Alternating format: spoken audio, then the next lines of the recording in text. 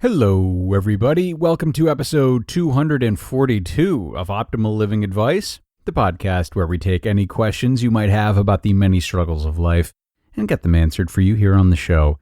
I am your host, certified life coach Greg Audino, reminding you before we begin that if you have a question you would like help with on the show, we welcome you to email it to us at advice@oldpodcast.com.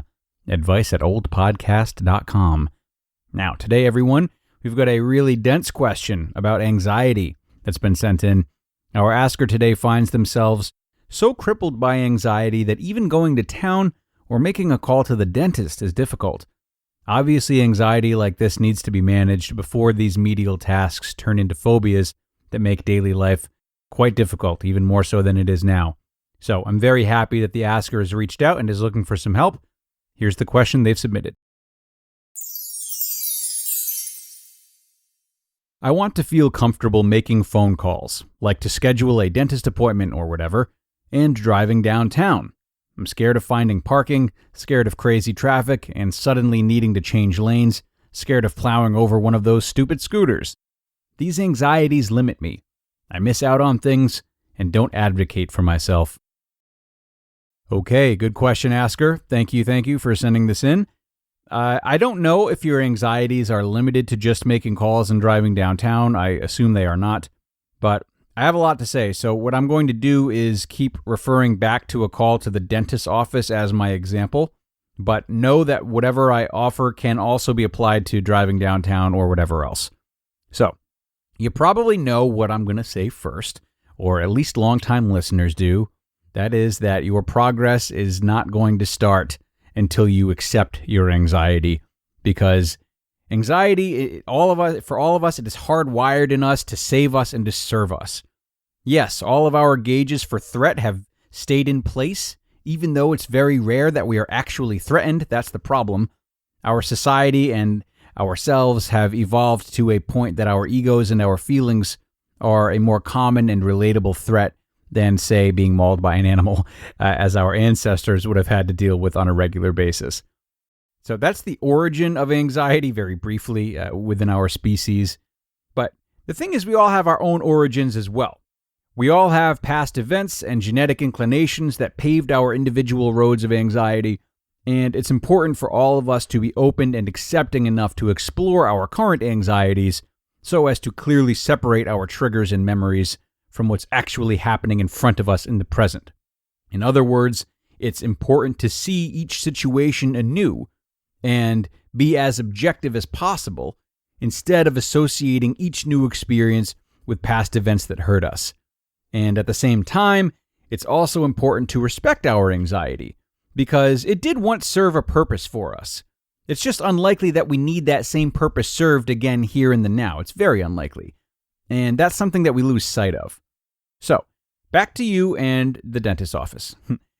Let's explore how we can look at a call to the dentist's office in a way that brings us back to the reality again of that present moment so that you can see this situation for what it is. Now, first, ask yourself what stories you're telling yourself. What do you think is the worst that can happen when you call the dentist? What comes to mind? Is it realistic to think that it would go so poorly that your life or your identity, that your main values and that which makes you you would be in jeopardy? Are you really such a focal point in the lives of the people at the dentist's office that they would make fun of you or harm you if say, got anxious and had to hang up in the middle of the call? No, they have jobs to do. They're busy. And even if they did exchange a laugh, they would do so thoughtlessly and not in such a way that they would actually think less of you as a person, you know? And if they did, they'd have far worse issues than you do and their own underlying depression, unfortunately for them. Speaking of those other people and their troubles, next, let's turn your attention to who else is involved. Take the pressure and the spotlight off yourself by exploring the other people in the situation, because this is not a world in which everyone is waiting on you to fail. What anxieties does the receptionist face that they have to deal with? What might he or she be struggling with? How can you use your tone and wording to make them feel as though a friend is on the other line? Can you bring some sunshine into their life and make that a secondary objective of your call? Now, another big one to consider would be the ways in which you are in control of this call. Mind you, there are many of them. Ask yourself, can I create a script in advance or do a visualization exercise? Can I create a calm environment in the room I'm in while I make the call? Can I start slow by calling when they're out of the office and leaving a message?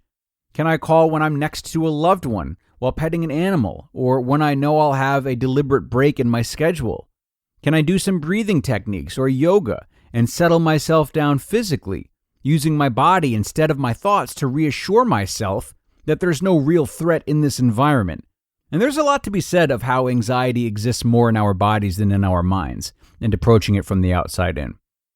And the last thought worth chewing on, which some might not like, is who else has been in your situation? What do others have that you don't when it comes to making these calls? Haven't others with social anxieties made these calls and been all right? Don't plenty of people experience awkward moments on the phone and find themselves able to laugh at themselves or brush them off? Look, I say that some might not like this because it's easy to interpret it as a mindset that would single you out, make you feel incapable, or minimize your feelings. We're not doing that. It doesn't have to be that. Can it not instead be a reminder that there is really a host of possibility here? Whether it's making a call or driving downtown, these types of undertakings are possible for those who are comfortable as well as those who are uncomfortable. Sometimes they're smooth and other times they don't go as planned.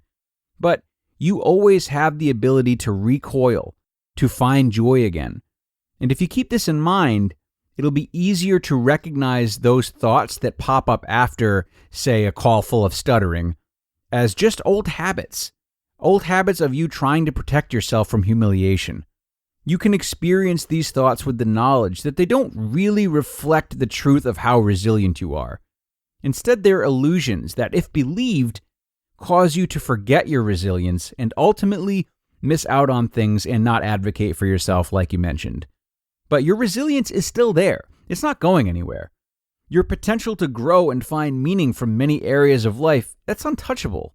And if you're able to at least question the falsehood in these disruptive, self-defeating thoughts, rather than not choosing to challenge them and giving into them immediately, you're making progress and you're getting closer to recovering that resilience.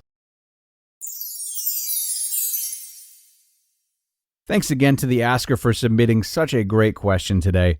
I really hope this answer helped them, and I also hope that it helped all of you to see the many angles of any anxiety-inducing situation and how we can really explore them so as to ground ourselves in the present. That's always the objective with anxiety. This episode was not made to belittle limiting beliefs or anything like that. Limiting beliefs are there for a reason. They're important. So don't listen to any of these people that just say, smash through your limiting beliefs. It's nonsense. It takes a while. But if we can get into the rhythm of at least questioning them through avenues like those I've mentioned today, we can see each situation for what it is and change our mindset for the better over time. So let's end on that note, everybody. Thank you so much for being here today for 242. And be sure to come on back after the weekend for the Monday show. Have a good couple of days. I'll hope to see you then.